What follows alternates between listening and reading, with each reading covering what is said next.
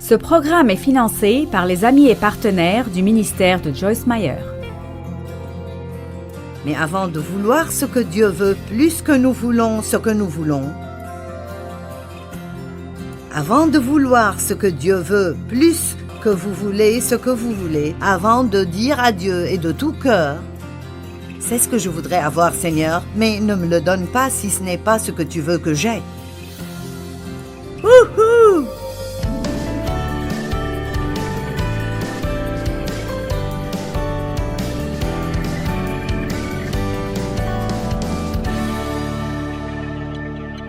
Ce soir, je veux vous parler de l'importance de la condition de votre cœur. Quelle est la condition de votre cœur? Et je ne parle pas de votre cœur physique. Je parle du cœur de l'homme, la partie la plus profonde de notre être, ce que Dieu appelle notre cœur. Êtes-vous satisfait? Qu'est-ce qui arrive là-dedans? Est-ce que vous vous confiez à Dieu même s'il y a des choses dans votre vie que vous ne comprenez pas? Ou peut-être que votre cœur est plein de confusion et n'est pas si satisfait là-dedans? Êtes-vous heureux pour d'autres personnes lorsqu'elles sont bénies? Et quand elles obtiennent ce que vous voulez et vous ne l'obtenez pas, êtes-vous toujours heureux? Vous faites assez confiance à Dieu pour dire: Dieu, si tu ne m'as pas donné cela, alors ce n'est pas encore bon pour moi et tu as quelque chose de meilleur en tête pour moi. Je sais que tu m'aimes et tu ne m'excluras jamais de tes bénédictions. Et c'est si bon d'avoir un cœur heureux. C'est si bon d'avoir un cœur confiant. Combien de soupçons avez-vous dans votre tête? Êtes-vous en colère contre quelqu'un? Y a-t-il du ressentiment dans votre cœur? Est-ce que vous êtes un petit peu en colère contre Dieu parce que la vie ne va pas tout à fait comme vous le pensiez? Vous avez des critiques et du jugement, des pensées lascives. Vous savez, Dieu nous appelle à avoir un cœur parfait. Et le mot parfait peut être très effrayant pour nous, mais je ne crois pas que tant que nous sommes dans un corps humain, nous aurons un jour un comportement parfait, mais je crois que nous pouvons avoir un cœur parfait.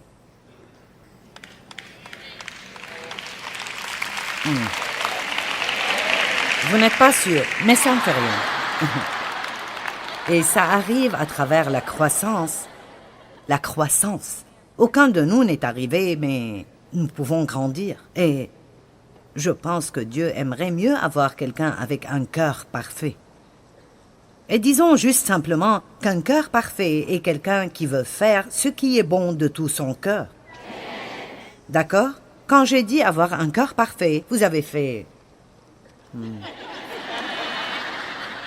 Certains d'entre vous ont applaudi, mais vous avez fait... Mais vous voyez, je ne fais pas ce qui est bon dans toute situation chaque jour de ma vie. En fait, chaque jour, je ne fais probablement pas quelque chose de bien. Mais je veux faire ce qui est bon. Amen. Et si vous voulez faire ce qui est bon, et probablement beaucoup d'entre vous ressentent ceci, ou vous ne seriez probablement pas ici à moins que vous aimez les événements ou tout ce qui est dans l'amphithéâtre, ou je ne sais pas, vous savez. Vous pensez juste que je suis une femme drôle ou quelque chose comme ça. Mais d'habitude, les gens qui viennent à quelque chose comme ça après avoir travaillé toute la journée, et certains d'entre vous ont voyagé, vous voulez apprendre, vous voulez grandir, vous savez. Mais je veux que vous gardiez en tête que nous ne vous parlons pas à vous seulement, mais il y a littéralement des millions de gens qui écoutent ce même message à travers le monde entier. Et je suis convaincue que de toutes ces personnes, il y a probablement quelques-unes dont l'attitude n'est pas « je veux tout faire comme il faut ». Et alors, j'espère que ce que je dis vous aidera à réaliser qu'avant de vouloir ce que Dieu veut, nous ne serons jamais heureux. Avant de vouloir ce que Dieu veut, nous ne serons jamais heureux. Nous passons tous beaucoup de temps à essayer que Dieu nous donne ce que nous voulons. Mais avant de vouloir ce que Dieu veut plus que nous voulons ce que nous voulons, avant de vouloir ce que Dieu veut plus que vous voulez ce que vous voulez, avant de dire à Dieu et de tout cœur, c'est ce que je voudrais avoir, Seigneur, mais ne me le donne pas si ce n'est pas ce que tu veux que j'aie. Wouhou! Je vais aller de ce côté et parler à ces gens-là.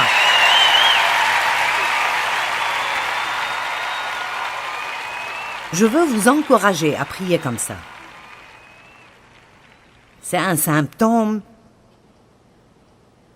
d'un cœur parfait. Seigneur, voici ce que je voudrais avoir. Je veux ceci. Demandez n'importe quoi. Mais Seigneur, si ce n'est pas ce que tu veux que j'aie, alors ne me le donne pas parce que, bien que je veuille cela, je veux ce que tu veux plus que je veux ce que je veux. Maintenant, ceci est une prière puissante. Et ça vaut bien votre trajet jusqu'ici. Parce que si vous allez et vous commencez à prier ceci, de bonnes choses vont commencer à arriver. Maintenant, j'ai 7 caractéristiques d'un cœur parfait dont je vais essayer de vous parler. Et je sais que Dave rit déjà parce que ce qui arrive d'habitude est que j'enseigne sur 2 ou 3 et puis je parle rapidement du reste. Mais nous allons commencer et nous allons voir ce que Dieu fera. Donc, le premier passage que je veux lire est 2 Chroniques chapitre 16. Et je vais commencer par le verset 7.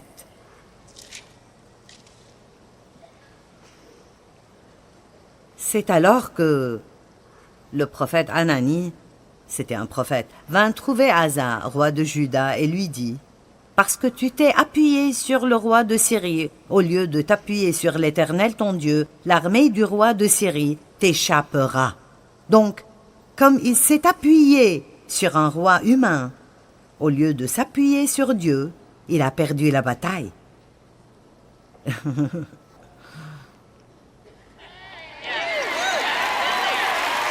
Je vais le redire plus simplement. Comme il s'est appuyé sur son conseiller qu'il voit chaque semaine, au lieu de s'appuyer sur le Seigneur, il n'y a pas de mal à avoir un peu de conseil, mais vous feriez mieux d'aller chez Dieu d'abord. Amen.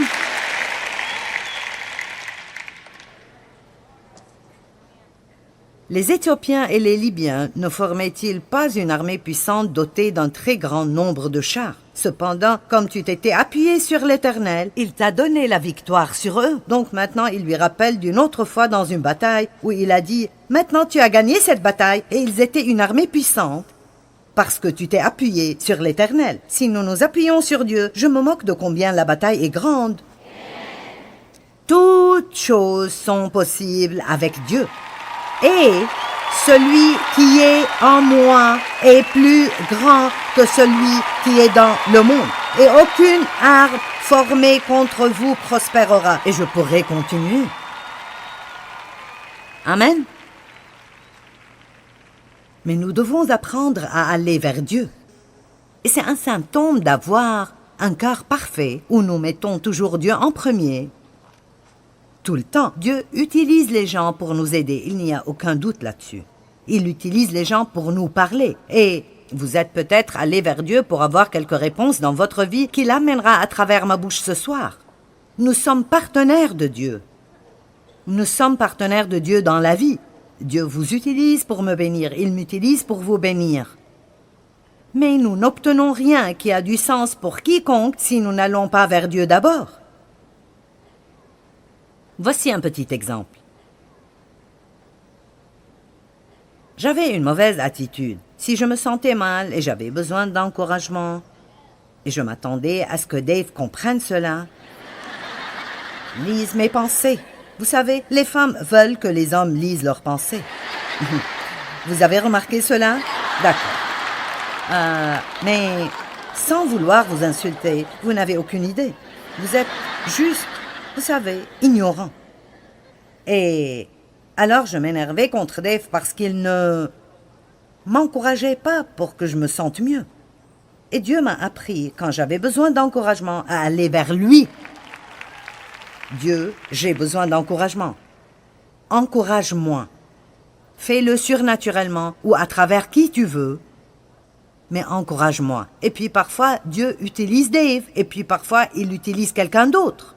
Mais si nous ne commençons pas à aller vers Dieu, en premier, à croire qu'il utilisera celui qu'il veut utiliser, nous serons en colère contre quelqu'un tout le temps parce qu'il y aura toujours quelqu'un qui ne nous donne pas ce que nous pensons qu'il devrait nous donner pour que nous nous sentions mieux.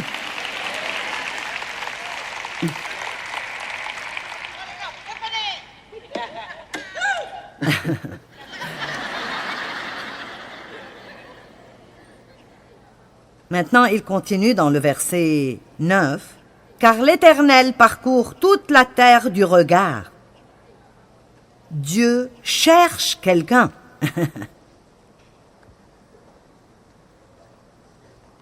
Pour soutenir et prêter main forte ceux dont le cœur est tourné, sans partage ou parfait, vers lui. Donc les yeux de Dieu parcourent toute la terre en long et en large et cherchent quelqu'un avec un cœur parfait.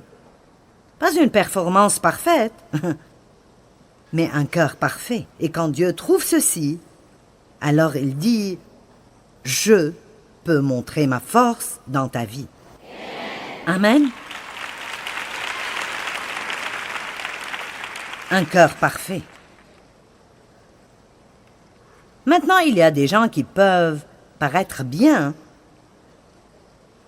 mais leurs cœurs sont toujours vraiment mauvais. Les mauvais cœurs et comportements religieux, Dieu les hait. Amen. Ils vont à l'église régulièrement, ils font ceci et cela. Mais les seuls qui peuvent venir dans la présence de Dieu, à sa montagne sainte, d'après le psaume 24, sont ceux qui ont des mains innocentes et le cœur pur. Dieu veut que nous fassions le bien, mais grâce à un cœur pur. Si nous faisons juste ce qui est bon et nos cœurs ne sont pas bons, alors ce que nous faisons ne veut rien dire pour Dieu. Exemple très simple. Matthieu chapitre 6, cet exemple est partout. Quand vous donnez, ne sonnez pas la trompette comme les hypocrites le font, en espérant qu'ils seront vus des hommes. Donc, quand nous donnons, nous ne demandons pas l'attention. Quand nous faisons de bonnes choses, ce n'est pas pour capturer l'attention des gens. Quand nous prions, nous ne le faisons pas pour l'attention, parce que si je fais quelque chose pour quelqu'un d'autre, pour avoir son attention, alors je ne le fais pas pour Dieu du tout. J'exclus Dieu. Mais si nous faisons ce que nous faisons pour Dieu, alors la Bible dit que Dieu nous récompense devant les gens. Mais si nous le faisons pour impressionner les gens, alors la Bible dit dans Matthieu 6, « Vous avez déjà reçu votre récompense en entier. » Une histoire que je raconte, et je ne l'ai plus racontée depuis longtemps. Il y a très très longtemps, je me faisais faire les ongles à un certain endroit, et un jour, il y avait une fille qui attendait pour se faire les ongles, et nous parlions, et elle était une infirmière dans une unité de cancer. Et nous avons découvert que nous étions toutes deux chrétiennes. Et elle a dit, c'est si dur de voir les gens dans l'état où ils sont et de ne pas pouvoir leur parler de Jésus. Nous n'avons pas le droit de leur parler de Dieu. Et c'est juste si dur avec les besoins qu'ils ont. Et j'avais cette grande épingle chrétienne en strass. Et la pensée m'est juste venue. Je devrais lui donner ça pour que si elle le met, alors à chaque fois qu'elle se pencherait au-dessus de ses clients, il verrait ce nom et juste ce nom serait une bénédiction pour eux. Alors, j'ai senti que, vous savez, je devrais le faire en secret, mais il y avait la fille qui faisait mes ongles qui était assise là. Et juste, soudainement, cette fille qui me faisait mes ongles s'est levée et elle a dit « Je dois aller à côté au magasin pour acheter un peu de cette poudre que je n'ai plus pour tes ongles. » Eh bien, je savais que Dieu ouvrait une porte pour que je puisse le faire en secret, mais vous voyez, mon cœur n'était pas si bon et je voulais avoir de l'attention. Alors j'ai attendu assez longtemps pour qu'elle revienne. Et puis j'ai montré cela. Oh, j'ai senti que Dieu me disait de te donner ceci. Et nanana. Elles ont pensé que j'étais merveilleuse et ma chair était... Allez, vous savez comment votre chair s'exalte. Et elle se sent si bien. Elle se sent si bien. Et honnêtement, Dieu vous parle parfois. Combien d'entre vous savent cela? Que Dieu vous parle avec cette petite voix douce. J'ai entendu dans mon cœur. J'espère que tu en as joui parce que c'est tout ce que tu recevras.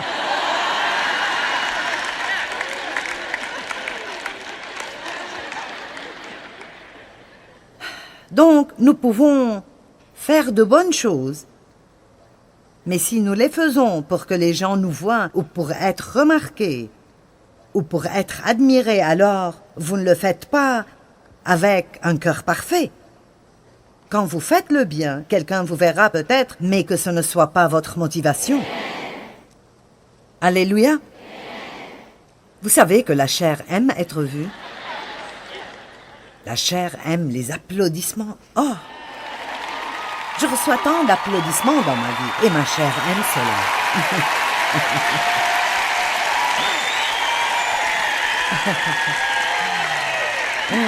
Et puis, je dois prier pour m'en débarrasser, vous savez. Dieu, je suis loin d'être aussi merveilleuse que tout le monde pense que je suis. Très bien, Matthieu 23, 1 à 4.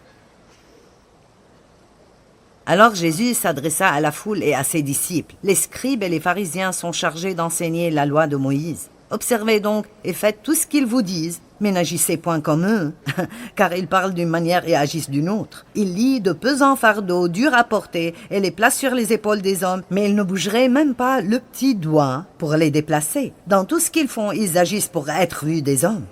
Donc, Dieu n'aime juste vraiment pas cet esprit religieux qui peut s'emparer des gens et les faire agir comme s'ils étaient meilleurs que tout le reste du monde. Il juge et critique, mais il ne lèverait pas le petit doigt pour aider quiconque quand ils ont vraiment un besoin dans leur vie. Amen. Matthieu 23, 25 à 28. Malheur à vous, scribes et pharisiens, prétendants hypocrites. Vous savez, le Seigneur Jésus n'était pas toujours aimable et doux. Malheur à vous, scribes et pharisiens, prétendants hypocrites, vous nettoyez soigneusement l'extérieur de vos coupes et de vos assiettes, mais vous les remplissez du produit de vos vols et de vos désirs incontrôlés. Pharisiens aveugles, commence par purifier l'intérieur de la coupe, le cœur, commence par purifier l'intérieur de la coupe et de l'assiette, alors l'extérieur sera pur aussi. Vous voyez ce qu'il nous dit, et si vous avez un cœur droit, alors cela se montrera au dehors. Nous devons travailler sur l'état de notre cœur, et puis les bonnes œuvres avec les bonnes motivations suivront ce bon état de cœur. Maintenant, puis-je dire, pour faire bonne mesure, qu'avoir une réunion avec vous-même 2 fois par semaine est une bonne idée?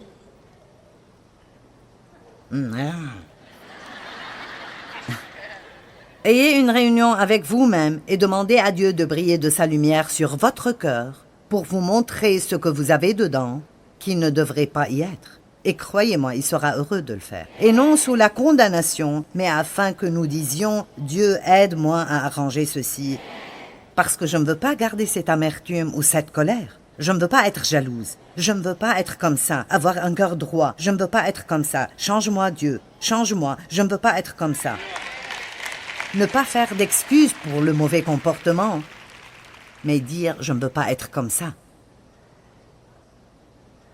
Verset 27. Malheur à vous, scribes et pharisiens, prétendants hypocrites, car vous êtes comme ces tombeaux crépis de blanc qui sont beaux au dehors, mais à l'intérieur, il n'y a qu'ossements de cadavres.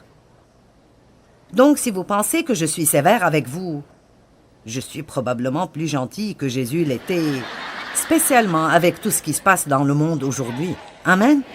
Et nous n'avons pas besoin de tout l'embellissement dans nos prédications.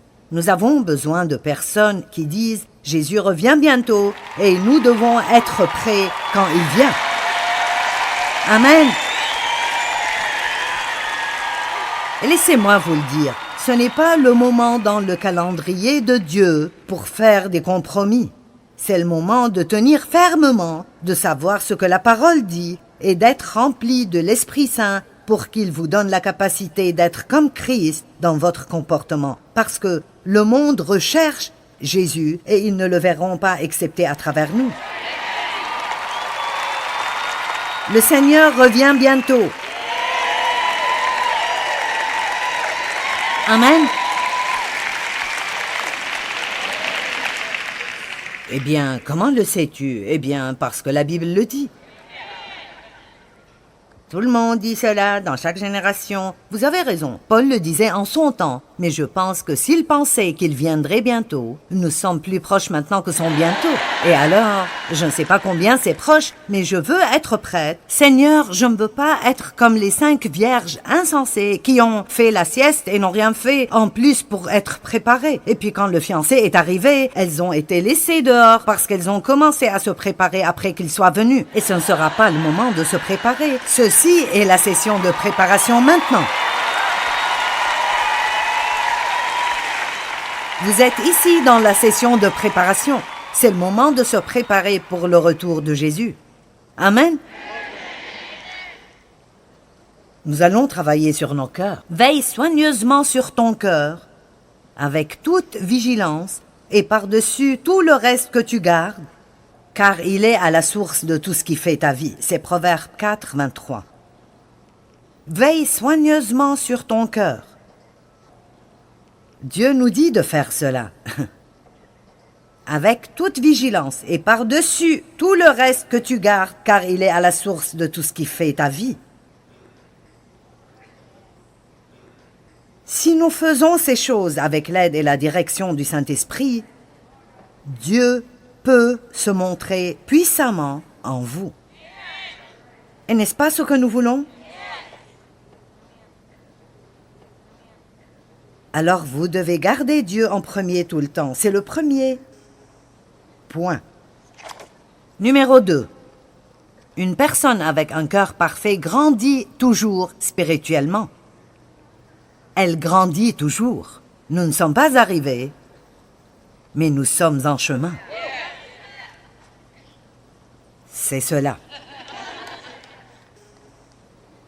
Je vais bien et je suis en chemin. Je ne suis pas là où je dois être, mais je ne suis pas là où j'étais. Alléluia! Et cela me donne de l'espoir. Maintenant, Matthieu 5, 48 dit « Soyez donc parfaits, grandissant dans la maturité complète de la piété, dans la pensée et le caractère. » Donc, être parfait veut dire grandir dans la piété et la ressemblance au Christ. J'aime cela. Vous voulez grandir ou vous ne seriez pas ici ce soir. Amen. Si vous ne vouliez pas grandir, vous seriez probablement déjà parti parce que je parle beaucoup de la croissance, n'est-ce pas? Eh bien, gardez en tête que l'état du cœur est important. Avoir un cœur parfait ne veut pas dire que notre comportement est parfait. Une bonne caractéristique d'un cœur parfait est un désir de grandir spirituellement. Quand vous faites cela, vous pouvez vous attendre à ce que Dieu se montre vraiment puissamment en vous.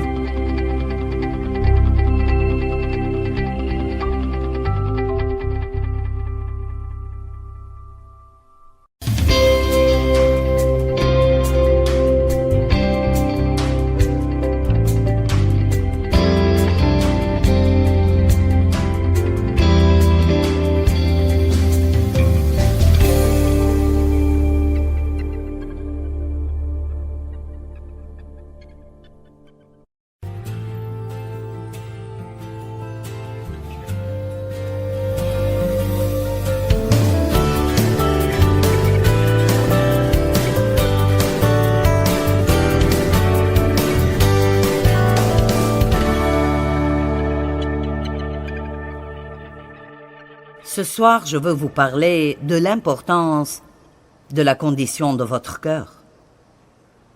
Quelle est la condition de votre cœur? Et je ne parle pas de votre cœur physique, je parle du cœur de l'homme, la partie la plus profonde de notre être, ce que Dieu appelle notre cœur. Êtes-vous satisfait? Qu'est-ce qui arrive là-dedans? Dieu nous appelle à avoir un cœur parfait. Et le mot parfait peut être très effrayant pour nous, mais je ne crois pas que, tant que nous sommes dans un corps humain, nous aurons un jour un comportement parfait. Mais je crois que nous pouvons avoir un cœur parfait. Vous n'êtes pas sûr, mais ça ne fait rien. Et ça arrive à travers la croissance. La croissance. Aucun de nous n'est arrivé, mais nous pouvons grandir. Et j'aime les croyants, et je ne crois pas qu'à partir du moment où nous naissons de nouveau, Dieu n'a plus d'intérêt à faire quoi que ce soit avec nous. J'étais une croyante misérable pour beaucoup d'années dans ma vie. Amen. Et je suis heureuse que Dieu s'occupe de ceux qui sont sauvés et qu'il envoie des personnes pour nous aider à vivre la vie que Jésus est mort pour nous donner. Je veux que vous ayez la vie que Jésus est mort afin que vous l'ayez. Paul dit, je suis déterminé à saisir ces choses pour lesquelles Christ Jésus est mort pour se saisir de moi. Jésus est mort afin de se saisir de nous pour un but et nous devons avoir l'attitude, je vais saisir cette chose pour laquelle il s'est saisi de moi. Je vais grandir. Rendez le diable furieux, criez, je vais grandir. J'aime ça. Maintenant, dans Philippiens 3, 12, Paul a dit, non pas que j'ai atteint ce but. Je ne suis pas arrivé. Quelqu'un est arrivé? Quelqu'un veut-il donner des leçons d'arrivée? Je ne suis pas arrivé. Je fais des erreurs. Mais je suis arrivée au point où je suis vraiment contente quand Dieu me montre les fautes dans ma vie. Je me souviens du temps où Dieu me montrait mes fautes et je me sentais accablée. Comment est-ce qu'on peut avoir tellement de défauts? Allez, quand Dieu vous montre que vous avez fait quelque chose de mal, vous devriez être heureux. Dieu merci qu'il ne nous laisse pas seuls dans nos pagailles. La pire chose qui pourrait arriver à quelqu'un est que Dieu nous laisse. Et la correction est un signe de l'amour de Dieu. Quand Dieu nous corrige ou quand le Saint-Esprit nous montre nos fautes, que ce soit « je n'aurais pas dû dire ça » ou « penser comme ça » ou « faire ça », ne sois pas égoïste ou avare ou amer ou jaloux ou... Chaque fois que Dieu nous convainc de pécher, nous devons dire « Merci Dieu de m'aimer suffisamment pour me pourchasser jusqu'à ce que je fasse la bonne chose. » Amen.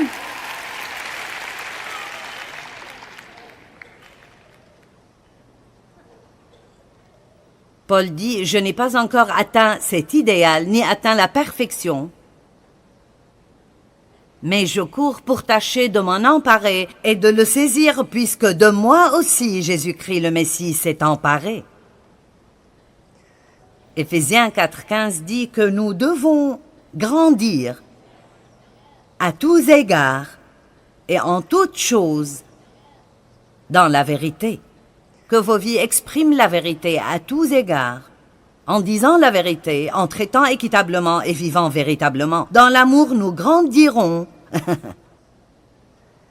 Nous grandirons à tous égards et à tout point de vue vers celui qui est la tête, Christ, le Messie. Ceci est la vérité. La parole de Dieu est la vérité. Nous allons parler un peu plus le matin à propos de certaines choses insensées dans le monde aujourd'hui, notamment qu'il n'y a pas de vérité absolue. Il y a la vérité relative, mais pas la vérité absolue. La vérité n'est pas tout un tas de choses, dépendamment de ce que tout le monde pense. La nature et la vérité signifient qu'il n'y a qu'une vérité. Amen. Et qui allons-nous croire si nous ne voulons pas croire Dieu? Est-ce qu'il y a vraiment quelque chose de mieux sur lequel vous voulez baser votre vie? Non. Vous devriez être sûr. Non. Absolument pas. 1 Pierre 2, en commençant par le verset 1. J'ai tout un tas de versets ici. Débarrassez-vous donc de toute trace de méchanceté. Pas même un peu, même un tout petit peu. Débarrassez-vous de toute trace de méchanceté et malfaisance, et de toute ruse et hypocrisie, tout mensonge et tromperie, et de toute envie, jalousie et médisance. Je vous le dis, la jalousie me touche de temps en temps. Et je dois dire, Dieu, je ne vais pas me soumettre à ça. Je refuse d'être jalouse. Je ne veux pas vouloir ce que tu as donné à quelqu'un d'autre. Tu m'as donné beaucoup et je t'en suis reconnaissante. Vous devez combattre le diable. Vous devez combattre le diable. Oh, j'aurais aimé ne pas ressentir ça.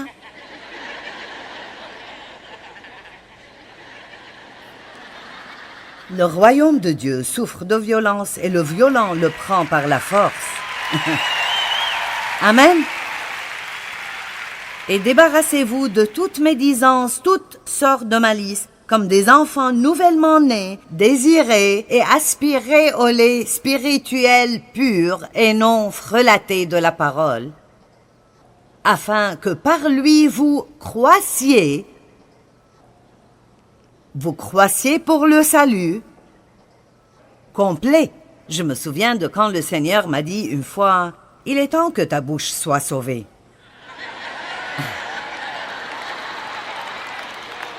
Le salut complet doit atteindre votre bouche, votre esprit, la manière dont vous vous habillez, ce que vous faites avec votre argent, avec qui vous passez du temps, ce dont vous parlez, quel genre de divertissement vous avez. Amen. Allez. Oui, il a dit, tu es sauvé, mais on ne le dirait pas. Ta bouche a besoin d'être sauvée. Est-ce que quelqu'un ici a besoin que sa bouche soit sauvée? Oh, j'ai des tas de trucs différents à ce sujet sur la table de vente. Vraiment. Oh, j'ai des livres, j'ai des DVD, j'ai des CD.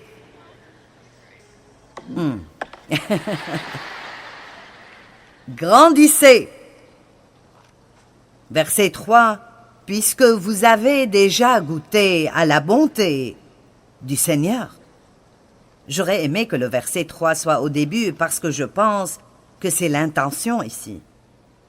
Et si nous le lisions comme « Puisque vous avez déjà goûté à la bonté de Dieu, débarrassez-vous donc de toute trace de méchanceté, de toute ruse et hypocrisie, et de toute jalousie et médisance, et comme des enfants nouvellement nés, désirez et aspirez au lait spirituel pur et non frelaté de la parole. » Comment pouvons-nous voir la bonté de Dieu et ce qu'il a fait pour nous et ne pas vouloir être meilleurs? Je veux être meilleur parce que j'aime Jésus.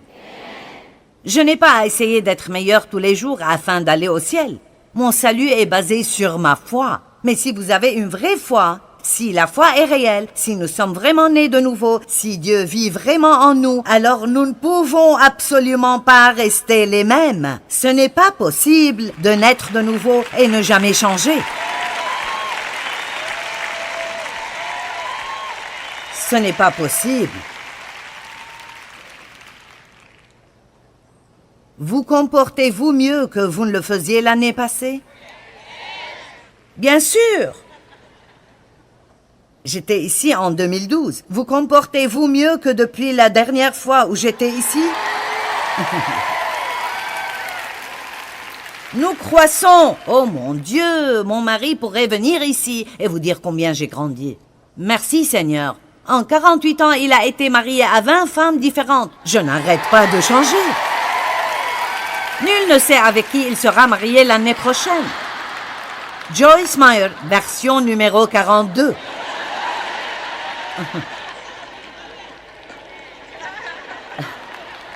Y a-t-il quelqu'un ici qui, honnêtement, pourrait dire qu'il est juste une personne totalement différente qu'il ne l'était?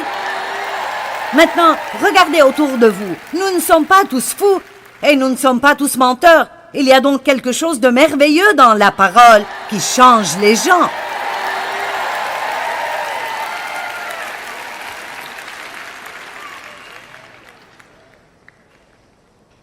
Les gens me disent, tu as transformé ma vie. C'est la parole qui a changé votre vie. Nous t'aimons. Ce que vous aimez, c'est la parole. Je veux dire, c'est vraiment ça.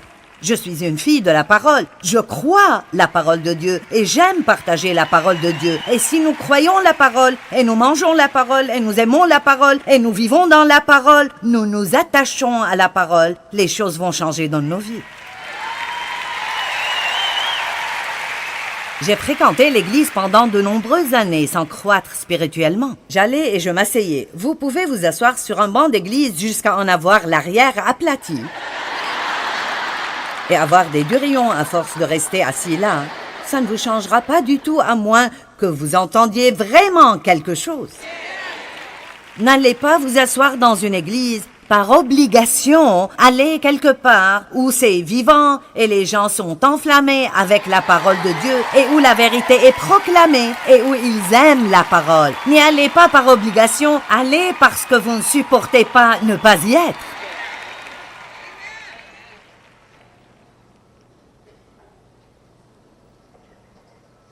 Eh bien, si je quitte, ma grand-mère sera fâchée. Je sais, ma grand-mère s'est fâchée de moi aussi.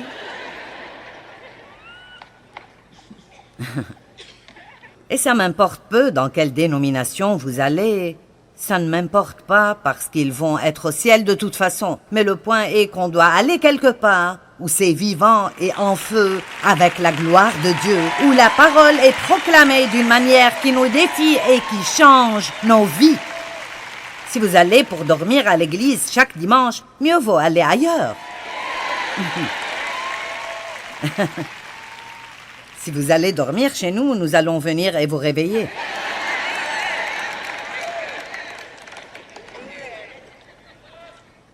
Oui, Jésus. Bien, maintenant, voici un de mes endroits favoris dans les Écritures. Hébreux 5, 12. Alors que vous devriez, depuis le temps, être des maîtres, vous avez de nouveaux besoins qu'on vous enseigne les premiers éléments de la parole de Dieu, à avoir besoin, non pas de nourriture solide, mais de lait. Juste comme les bébés, ils commencent avec le lait. Et le but est qu'ils arrivent à la viande et aux légumes. Amen. Éventuellement, le biberon, les couches et la tétine doivent disparaître. Pour chaque personne qui continue à se nourrir de lait, et nous parlons là du lait de la parole et de la viande de la parole, c'est comme, il y a des messages et il y a des messages. Amen. Je veux dire, je m'apprête à enseigner des messages l'année prochaine sur le feu de Dieu.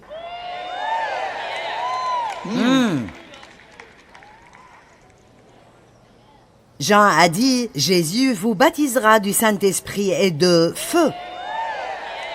Eh bien, nous n'entendons pas beaucoup à ce sujet parce que la foule devient plus petite chaque semaine si vous essayez d'enseigner sur le feu de Dieu.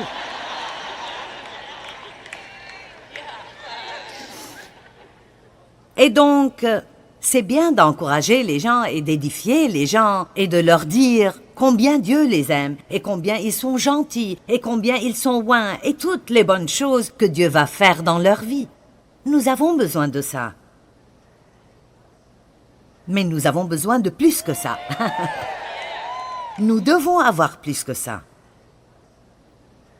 Et Paul a dit, il ne pouvait pas donner à beaucoup d'entre eux la viande de la parole. Il devait continuer à leur donner du lait. Maintenant, voilà pourquoi j'aime tellement cette écriture. Quiconque, verset 13, quiconque en est encore au lait, n'a certainement pas encore l'expérience de la parole de justice. En d'autres termes, ils ne savaient pas qui ils étaient en Christ. Ils étaient insécurisés. Ils ne tiraient pas leur valeur du fait d'être la justice de Dieu en Christ, et chaque fois qu'il y avait une parole forte qui confrontait leur comportement, ça les rendait de plus en plus insécurisés, et donc Paul a dû continuer à essayer de les amener à se sentir bien.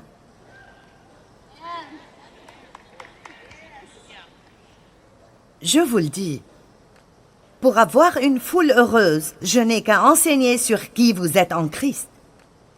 Et je le fais régulièrement parce que nous avons besoin de savoir qui nous sommes en Christ. C'est le début et la fondation de tant de choses.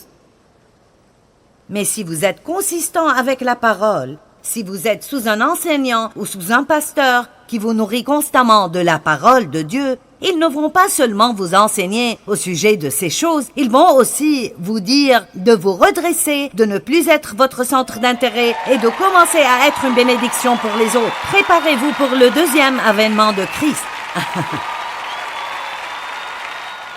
Et nous avons besoin de ça. Nous avons besoin de ça.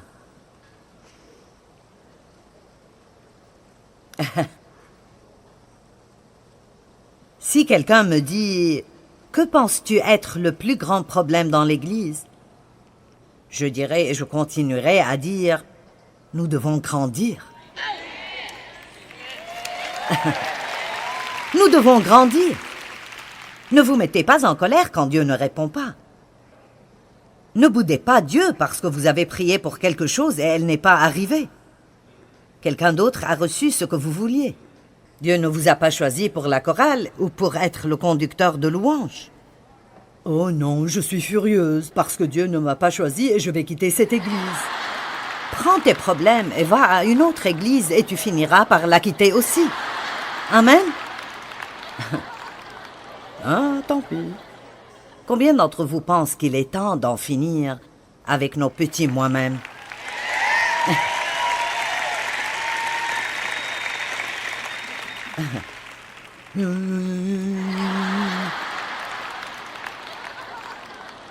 Alors que vous devriez, depuis le temps, être des maîtres.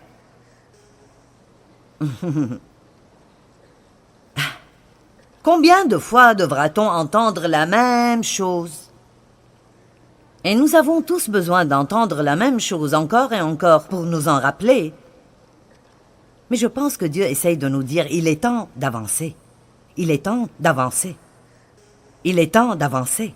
Verset 14. Mais la nourriture solide est pour les adultes qui, par l'usage, ont les sens exercés au discernement du bien et du mal. Le chapitre 6, verset 1 dit aussi laissant le commencement de la parole du Christ, tendons vers l'accomplissement. Allez, j'aimerais... Quand je fais un enseignement sur le don, si les gens applaudissaient et se réjouissaient et...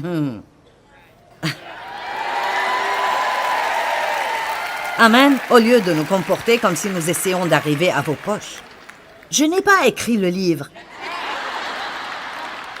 C'est lui qui a parlé du don et des offrandes, pas moi. Amen. C'est difficile parfois pour les enseignants et les prédicateurs quand ils essayent de dire quelque chose que les personnes ne veulent pas entendre. Donc, quoi que j'enseigne ce week-end, je veux que vous souriez. Bien. Si nous voulons toujours grandir, Dieu peut se montrer fort en nous. Nous avons fini maintenant 2 points de mon message à 7 points. Numéro 3. Une personne au cœur parfait et entièrement engagée. Que tout le monde dise tout. Oh, c'est un petit mot avec un si grand sens. Tout. Vous aimerez le Seigneur votre Dieu de tout votre cœur, de toute votre âme, de tout votre esprit. Tout. Et vous devez remercier pour toute chose en tout temps.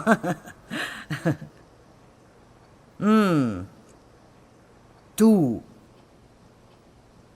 Romains 12, 1. Je vous encourage donc, mes frères, au nom de toute la magnanimité de Dieu, à offrir vos corps comme un sacrifice vivant, présentant tous vos membres comme un sacrifice vivant, saint, consacré et agréé de Dieu. Voilà quel sera pour vous le culte conforme à la parole. Donc c'est comme ça. Ok Dieu, me voici, je sors au monde aujourd'hui et je veux m'offrir pour être ton instrument. Je te donne mes yeux. Je te donne mes oreilles.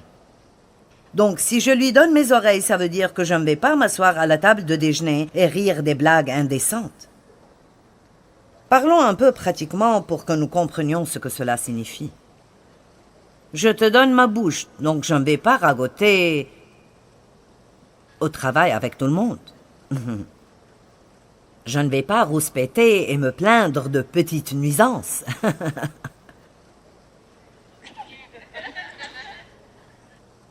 Oui, montrez-moi de l'enthousiasme. Maintenant, vous pensez, oh mon Dieu, maintenant quelque chose doit changer. Vous êtes une race choisie, un sacerdoce royal, des personnes spéciales achetées par Dieu.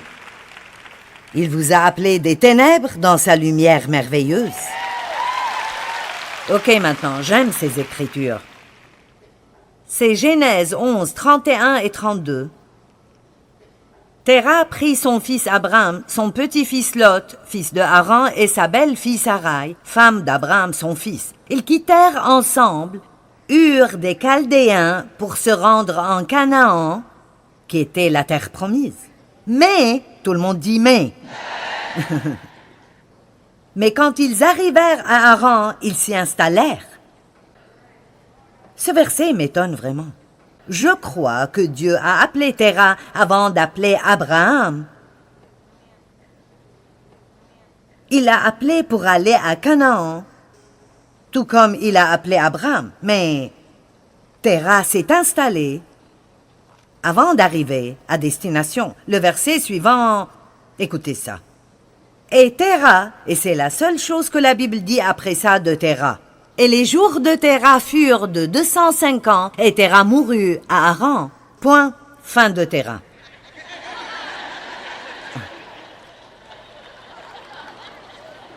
Quand vous vous installez à mi-chemin entre où vous étiez et où Dieu veut que vous soyez, allez, il nous a appelés à sortir pour nous faire entrer. Il nous a appelés hors de l'esclavage pour nous donner les promesses complètes de Dieu. Il nous a appelés pour nous impliquer. Et je vous le dis, j'ai décidé que quand je m'en irai, je veux que les gens aient plus de choses à dire de moi que Joyce a vécu 95 ans et elle est morte.